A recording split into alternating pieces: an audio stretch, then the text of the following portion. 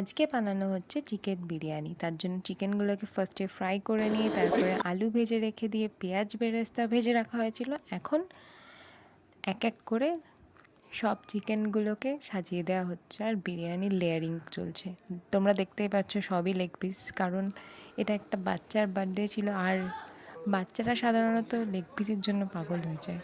তাই বাচ্চাদের কথা মাথায় রেখে প্রত্যেককে সন্তুষ্ট রাখার জন্য একটা করে লেগ পিস দেওয়া হয়েছে, মানে সবই লেগ পিসই রাখা হয়েছিল।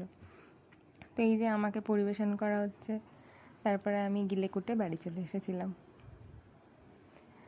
বিরিয়ানিটা বেশ টেস্টি হয়েছিল, একটুখানি লবণ কম হয়েছিল ব্যাস। তাছাড়া homemade biryani healthy and tasty. এই যে আমার পাতেও একটা লেগ পিস পড়ে গেছে, যদিও আমি লেগ পিস খেতে খুব একটা ভালোবাসি না। আর এই যে আলু, মাই ফেভারিট ইন বিরিয়ানি।